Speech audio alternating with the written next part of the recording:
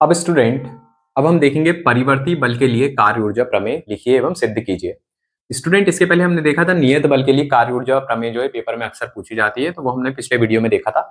अब हम देख लेते हैं कि परिवर्ती बल के लिए कार्य ऊर्जा प्रमेय लिखिए एवं सिद्ध कीजिए। तो स्टूडेंट, उसमें क्या हो रहा था, हमने पिछले वीडियो में देखा था जब नियत बल रहता है तो कार्य ऊर्जा जो प्रमेय रहती है वो क्या निकल के आती है, W बराबर अंतिम गतिज ऊर्जा माइनस प्रारंभिक गतिज ऊर्जा।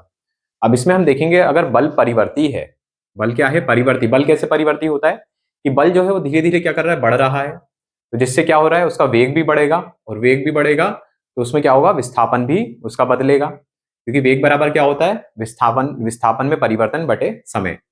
तो स्टूडेंट, यहाँ पे जब बल परिवर्ती हो जाएगा तो देखो यार, आप हम ये जानते हैं कि बल बराबर होता है ma, और बल अगर परिवर्ती है, बल कैसा है, अगर बल जो है वो बदल रहा है तो इसका मतलब है यहाँ पे त्वरण भी क्या होगा, बदलेगा। तो त्वरण बदलेगा, त्वरण भी बदलेगा, तो इसका क्या, त्वरण बराबर क्या होता है, वेग में परिवर्तन। तो यहाँ पे जो ये है, यहाँ पे ये भी बदल जाएगा, वेग में परिवर्तन ही त्वरण होता है, और यहाँ पे जो त्वरण होता है वो क्या रहा है, समय के साथ बदल रहा है, मतलब त्वरण को भी हम बदल रहे हैं, एक समान त्वरण नहीं है। तो त्वरण बदलेगा तो ए बराबर क्या होता है, ये हम जानते हैं, ए बराबर होता है डेल्टा वी बटे डेल्टा टी। वेग में परिवर्तन की दर को ही त्वरण कहते हैं। तो यहाँ पे मैंने ये रख दिया, क्योंकि वेग जो हमारा बल था वो कैसा है, परिवर्ती बल है। और स्टूडेंट, हम जानते हैं कि v बराबर क्या होता है, delta x upon delta T. ये जो होता है विस्थापन में परिवर्तन, वो क्या होता है, कि दर को क्या कहते हैं, वेग कहते हैं। तो हम ये डेल्टा एक्स बराबर में क्या लिख सकते हैं, यहाँ पे हम लिख सकते हैं v डेल्टा टी।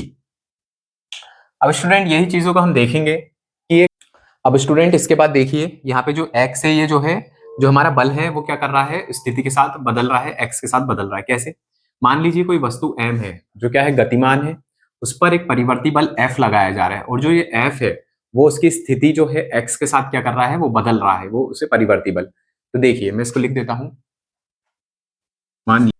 अब देखिए स्टूडेंट, मान लीजिए m द्रव्यमान की कोई वस्तु जो एक सरल रेखा में गतिमान है, और उस पर एक परिवर्ती बल F लगाया जाता है। क्या लगाया जाता है, एक परिवर्ती बल है जो F लगाया जाता है, जो स्थिति x के साथ बदल रहा है, और जो ये बल है वो स्थिति x के साथ बदल रहा है। तो हम जानते हैं न्यूटन के द्वितीय नियम अनुसार F बराबर क्या होता है, ma। अब स्टूडेंट, a बराबर क्या होता है, a बराबर ये होता है वेग में परिवर्तन। तो मैं यहाँ पे क्या लिख सकता हूँ, यहाँ पे ये भी लिख सकता हूँ, वेग में परिवर्तन। अगर छोटा सा परिवर्तन है तो इसको dv बटे dt भी लिख सकते हैं। ये डेल्टा v से भी एक छोटा परिवर्तन क्या होता है, dv बटे dt भी लिख सकते हैं हम। अब स्टूडेंट, यहाँ पे जो वेग होता है, अगर मैं वेग को आपको बताऊं तो ये क्या होता है, विस्थापन बटे समय होता है। ये विस्थापन x क्या है, विस्थापन बटे समय। तो यहाँ पे मैं विस्थापन को क्या लिख सकता हूँ, विस्थापन को v dt लिख सकता हूँ। तो स्टूडेंट, अब मैं यहाँ पे, अब मैंने जब ये चीजें बता दी हैं आपको, तो आप इसको ध्यान से देखें। a को मैंने v को क्या लिख दिया, dx बटे dt, और dx को क्या लिख सकते हैं, dt का गुणा v में कर दिया है। और a बराबर क्या होता है, a बराबर होता है वेग में परिवर्तन की दर। ये चीज आपको पता है। अब मैं क्या करूंगा, अब मुझे कार्य निकालना है स्टूडेंट, तो मैं लिखता हूं कार्य को I से F तक कराया जा रहा है। F क्या है, इसका अंतिम बिंदु है, I जो है प्रारंभिक बिंदु है। I से F तक करने पर अब ये कौन कार्य करेगा, कार्य जो करेगा वो परिवर्ती बल करेगा। तो देखिए W बराबर क्या होता है, बल गुणा विस्थापन। तो यहाँ पे जो विस्थापन है ये हमें करना है छोटा सा dx के लिए, और इसको करना कहां से तक है स्टूडेंट, I से F तक कार्य करना है। तो मैंने यहाँ लिख दिया I से F तक, तो यहाँ से समाकलन कर देता हूँ I से F तक, क्योंकि I से F तक ही हमें कार्य करना है, तो कार्य का समाकलन कर दो, इसका सूत्र है, मैंने F डॉट dx लिख दिया। अब देखिए F बराबर क्या होता है, I से F तक समाकलन करना है, और F बराबर होता है ma, और ये आ गया dx। अब एक ही जगह में क्या रख दूंगा, ये जो हमने निकाला है dv बटे dt, और dx की जगह vdt, तो हमारा क्या आ जाएगा, कार्य आ जाएगा I से F तक करने पर कार्य। तो देखिए यहाँ पे मैं करता हूं। अब स्टूडेंट, ये कार्य जो मैं कर रहा हूँ ये I से F तक कर रहा हूँ, और समाकलन करना है मुझे I से F तक स्थिति तक, और m आ गया, और एक ही जगह क्या लिख दूंगा, dv बटे dt। ये जो a है इसकी जगह लिख दिया dv बटे dt, और dx की जगह क्या आ जाएगा, v dt। तो यहाँ पे लिख दिया v और dt। ये dt से dt काट सकते हैं स्टूडेंट, तो यहाँ से क्या हो जाएगा, I से F तक m dv, और ये v है तो v को मैं पहले लिख देता हूँ, और dv। तो ये क्या हो गया, समाकलन का सूत्र बन जाएगा। अब स्टूडेंट ये जो है ये क्या सूत्र होता है, ये हम पढ़ चुके हैं। ये जो m है v dv का हमें समाकलन करना है i से f तक। m को मैं बाहर लिख देता हूं, तो हो जाएगा i से f तक v dv। अब हमें क्या सूत्र पता है, समाकलन का सूत्र पता है कि x की जो घात होती है n dx, ये क्या होता है, ये हो जाता है हमारा x n+1 बटे में n+1, ये इसका सूत्र होता है। और फिर जो ये i से f तक करना है तो ऊपर आ जाता है f और यहाँ पे i आ जाता है। अगर यहाँ पे हमें समाकलन करना है तो हम इसको ऐसे लिख सकते हैं, जो भी घात यहाँ पे हो x n dx, तो उसमें एक जोड़ देते हैं और नीचे भी n में जो भी घात है उसमें एक जोड़ के लिख देते हैं, भाग कर देते हैं उससे। तो देखिए अब मैं इसको लिख सकता हूं, देखिए v dv है तो x dx था, तो v में एक पावर जोड़ो तो v, यहाँ पे कुछ नहीं मतलब 1 है तो 1 + 1 जोड़ेंगे तो कितना हो जाएगा, ये 2 हो जाएगा। और बटे में क्या है 1 + 1, तो यहाँ भी 2 हो जाएगा। और यहाँ पे मैं समाकलन किसका कर दूंगा, f से i तक।